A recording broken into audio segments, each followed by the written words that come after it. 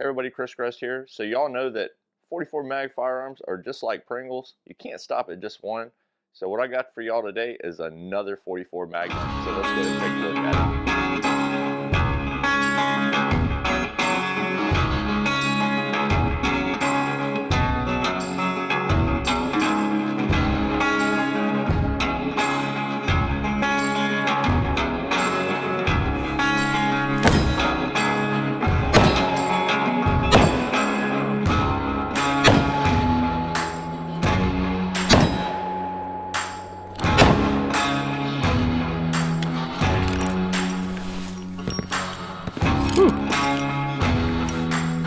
That's smarts, folks.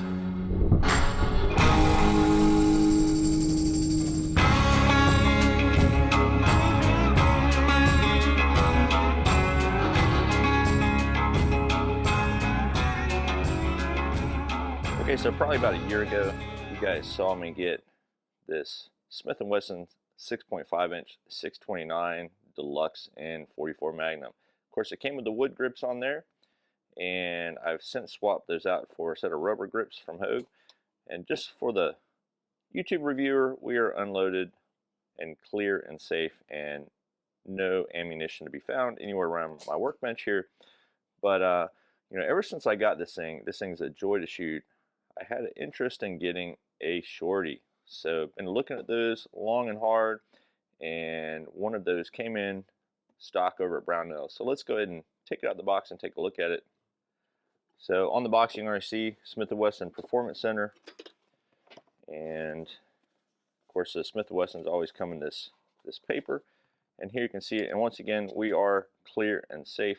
So this is the Smith & Wesson 629 Performance Center version. This wasn't exactly the one that I was considering, mainly because these things don't seem to come in stock all that often. So when I saw this thing come in stock over at Brownell's, I had to snatch it up. I couldn't get my money out quick enough.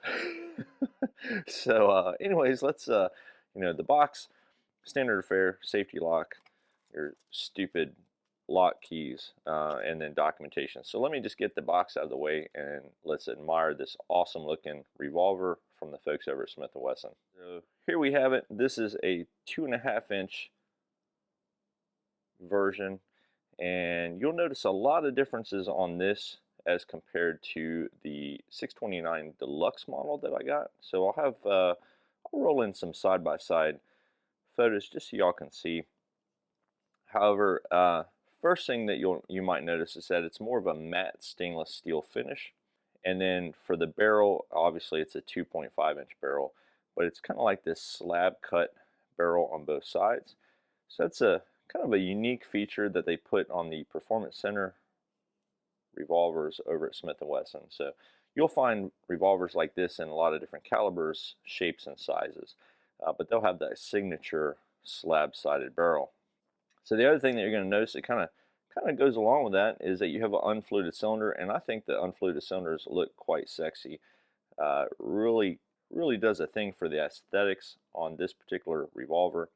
The other thing that's a little different from your other ones is that the trigger and the hammer don't have that case color hardening, and you know, I really like the case color hardening, but I think they were trying to do something slightly different. The other thing that you'll notice on this is that the trigger shoe itself is actually quite narrower compared to my Deluxe model with the case harden, but it does have a trigger over travel stop on the back of the trigger, so that's something that sets it apart from the standard 629. The other thing that's slightly different is going to be the hammer. It's also a narrower hammer, so this particular pistol is actually meant to be carried. You know, it's not light though. It weighs in, I think, around 37 ounces, so it's on the heavy side, but with the proper holster, you can carry this thing and be good for backpacking or going through bear country, stuff like that. Looking down at the side of the frame, of course, we got the nice Performance Center logo there as well, and these really awesome wood grips. Now, you guys might have seen some teaser videos already of me shooting this particular revolver, so I couldn't wait to get it out and shoot it.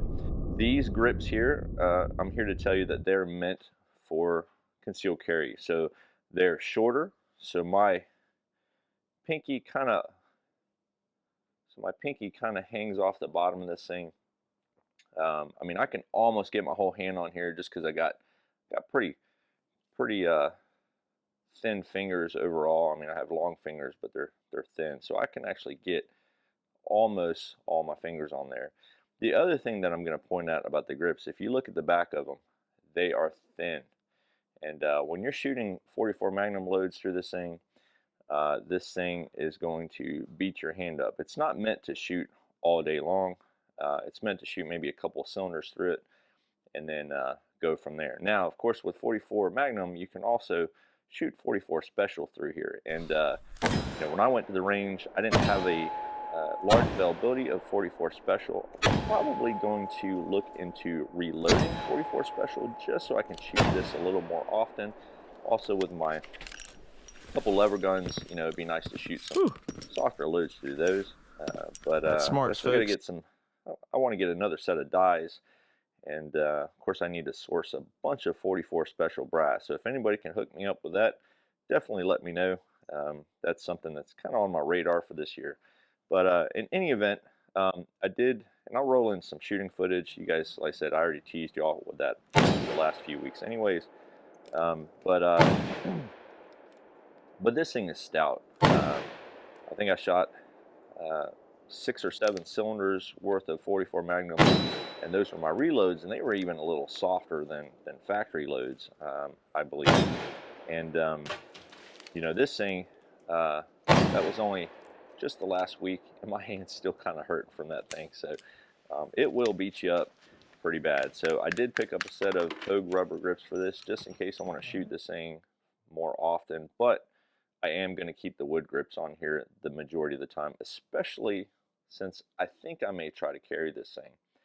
If anybody has a recommendation for a nice holster for this, I'm not really sure if I want to do like a shoulder holster setup or a belt holster or a paddle holster or something like that. I'm not really sure. I've never been one to carry a revolver, but this thing just begs to be carried. So a couple other things that I will point out on this thing before we kind of wrap things up.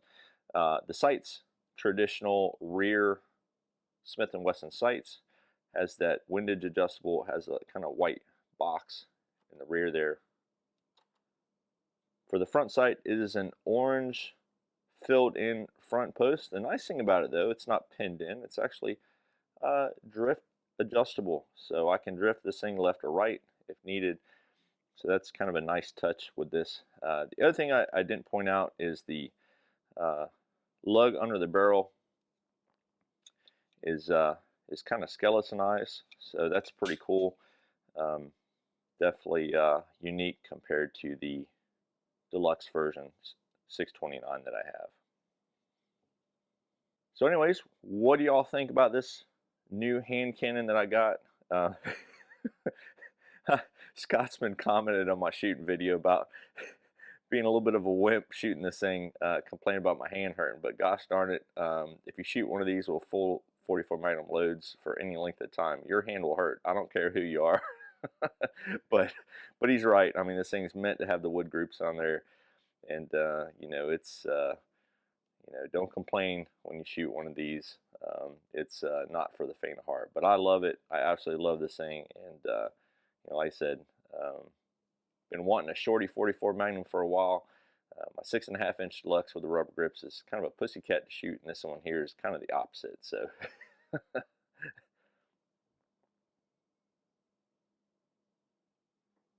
Alrighty, so I appreciate y'all watching today's video on this Smith & Wesson 629 Performance Center version, 2.5 inch. Man, this thing is freaking awesome. Love shooting it. It's a heck of a lot of power on the hand, but I love it nonetheless. If you're looking for stuff like this, definitely go check out my friends over at Brownells. If you head to my website, use one of my affiliate links or codes, you can definitely help out the channel. Much appreciated there. Any questions or comments, please put those down below. And as always, I appreciate everybody watching and subscribing, and I will catch y'all in the next video. Y'all take it easy.